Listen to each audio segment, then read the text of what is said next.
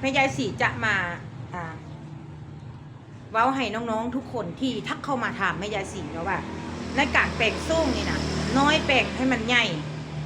ใหญ่ให้มันน้อย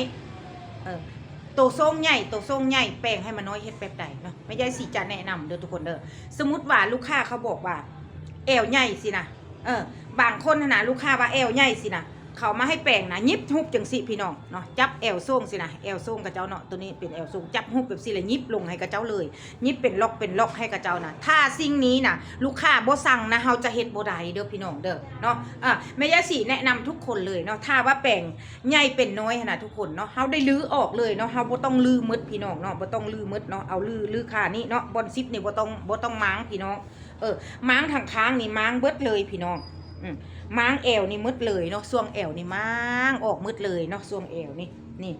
เป้านี่ก็ม้างหน่อยนึงเนาะก็ยิบเป้านี่เข้าแล้วก็ดัดแก้ไม้เนาะแทกไม้แทกสเปคของลูกค้าไม้แทกไปแล้วก็เกียนไปพี่น้องเกียนให้มันเป็นหุบผักหุบทรงนะบ่แม่นเพิ่นเอามาให้แปลงน้อยใหญ่แล้วมายิบหุบจังซี่ให้เพิ่นนะอันนั้นมันบ่ถูกหลักการเลยเด้ออันนี้บอกให้ซ้ำนี้เด้อพี่น้องเด้อการแปลงทรงของลูกค้าเนาะอันนี้แนะนำให้เลยเนาะหลายๆท่านที่จะเฮ็ดแบบนี้เนาะทุกคนหลายๆคนที่แปลงแบบนี้นะแม่ยายสีแก้ไขให้กับเจ้านั้นหลายเฮงพี่น้องเนาะฝากเด้อพี่น้องเด้อ